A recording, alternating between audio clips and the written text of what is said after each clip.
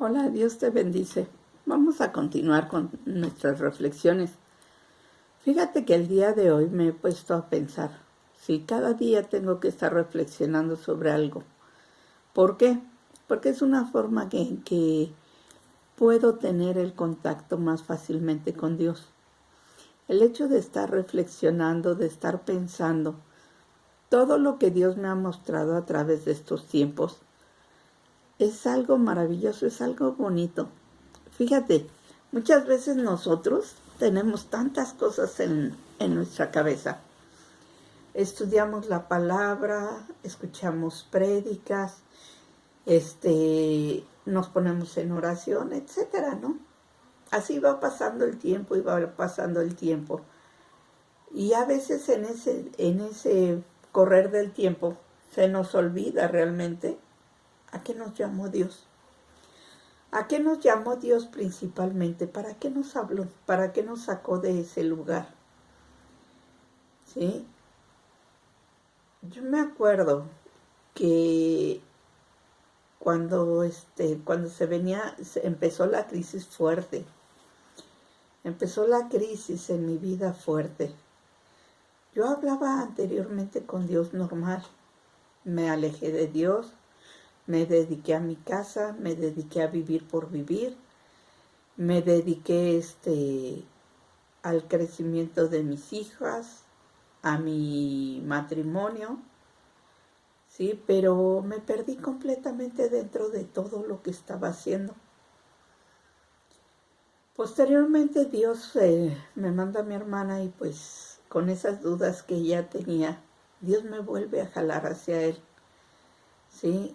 Dios, a través de un consejo que le di yo a mi hermana, lo puse en práctica para mi vida y Dios empieza a tratar conmigo, Dios empieza a hablarme nuevamente, ¿sí? Es un comenzar de nuevo, es un empezar de nuevo, un borrón y cuenta nueva. Cuando yo le dije a mi hermana, pídele a Dios las palabras exactas en el momento exacto, con la persona exacta, ¿sí? Para que tú puedas resolver tu problema. Ella lo hizo. Y cuando yo lo hice por fe, dije, bueno, Señor, te doy el consejo y me quedo sin él.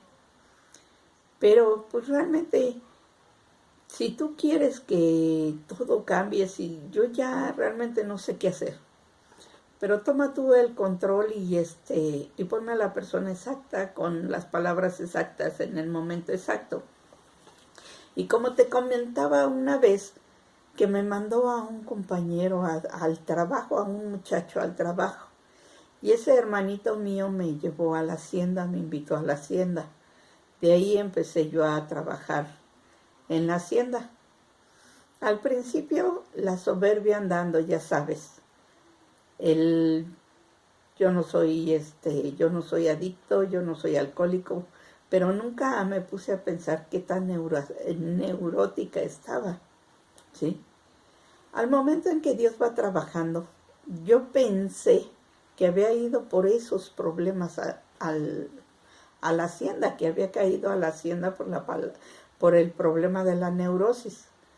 Pero ya después que va pasando el tiempo, Dios me va mostrando. Me doy cuenta que no. Yo llegué a la hacienda por la soberbia y el orgullo tan alto que tenía, tan fuerte que tenía. Entonces, imagínate, si por la soberbia y el orgullo se perdió Satán, imagínate yo qué no me podría pasar a mí. Entonces, ya Dios al irme mostrando que lo que necesitaba era humildad, que necesitaba realmente tener esa humildad para poder aceptar todo el problema que yo tenía en mi vida, ¿sí? Cuando Dios me empezó a mostrar todo esto, cuando Dios me empezó a doblar, valga la palabra, para que yo cayera de rodillas, que me empezó pues ¿cómo se dice? Me empezó como digo yo, a dar en mi ego, ¿no? Me empezó a pegar en el ego. Después siguió trabajando conmigo a través de la consejería y de la consejería que yo daba, porque en ese grupo de Hacienda estaba yo en consejería. Tú te preguntarás, bueno, ¿cómo está eso de que al principio llegas por una cosa y después te quedas como consejero? Muchos de nosotros en el trabajo que hacemos en la Hacienda tenemos que aconsejar a los que van llegando, a los que vienen a hacer ese trabajo que nosotros ya realizamos. ¿Por qué? Porque ¿quién sino uno mismo que sabe cuáles eran los pretextos que traíamos, que sabe cuál era la forma de salirnos de la responsabilidad de nuestra vida? ¿Quién sino uno mismo que sabe realmente cómo Dios nos está tratando? Es mejor consejero que un psicólogo que te trata a base de teoría, ¿sí? Nosotros platicábamos precisamente sobre el testimonio de nuestra vida, lo que Dios estaba haciendo en nuestra vida. Pero como llegas enojado, como llegas molesto, tú no puedes hablar primeramente de Dios. Necesitan pasar por ese proceso de autoconocimiento. ¿Por qué digo autoconocimiento? Porque se tienen que conocer primero a sí mismos. Tienen que saber qué es lo que les duele, qué es lo que les pasa, por qué están enojados, porque muchas veces el enojo que sienten no saben distinguir de dónde proviene o a qué se debe ese enojo que sienten. Entonces tienen primero que darse cuenta por qué es ese enojo, por qué es esa molestia, ¿sí? ¿Qué es lo que les ha pasado en toda su vida que les ha provocado ese enojo, esa molestia? Porque muchas veces tú llegas con un dolor, tanto físico como emocional, y no te das cuenta que el dolor más fuerte que traes es el dolor espiritual. Porque muchas veces creímos en Dios, muchas veces pensamos que Dios nos iba a ayudar, muchas veces le pedíamos a Dios que nos ayudara, pero no entendíamos realmente cuál era el proceso que Dios quería para ayudarnos. No entendíamos realmente cómo se iba manejando todo esto. Entonces, por ello nosotros, en el transcurso de nuestra vida, empezábamos a agarrar coraje hacia Dios. Ese coraje, permíteme,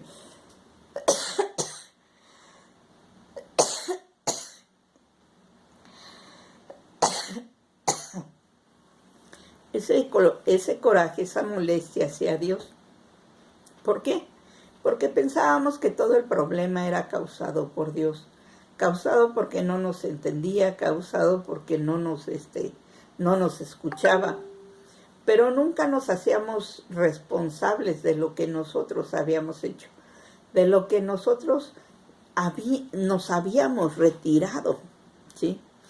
Culpábamos a Dios de nuestros fracasos, culpábamos a Dios de todo el problema que teníamos, de todo lo mal que nos habían tratado, de todas las heridas que habíamos pasado, ¿sí?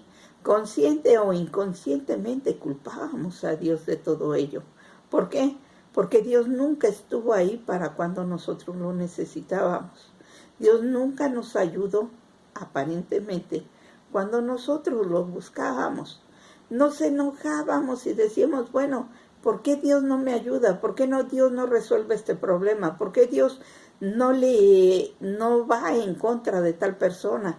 ¿Por qué Dios no hace caso a nuestras oraciones? Pero no era así.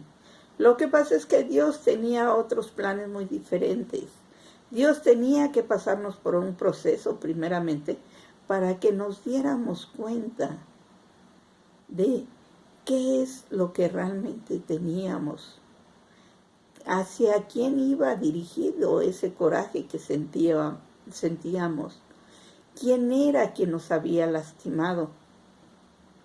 Fíjate, cuando nosotros empezamos a ver todo esto, empezamos a hablar con Dios, tenemos primero que aceptar el amor de Dios. Y eso cuesta muchísimo si tú vienes con muchas heridas. Cuesta muchísimo creerle a Dios. Cuesta muchísimo quitarte la ideología, la forma de pensar que traías. Yo te invito a que tú veas qué es lo que te está costando trabajo, qué es lo que te está costando realmente para aceptar el amor de Dios, ¿sí? ¿Cuáles son esas heridas? ¿Cuál es esa molestia en lo personal? ¿Cuál es ese enojo interior y hacia qué está ese enojo? ¿Por qué? Porque cuando tú empiezas a sacar todo ese coraje, todo ese enojo, todas esas heridas, todo ese resentimiento que tienes, puedes dar paso a que Dios entre a tu corazón.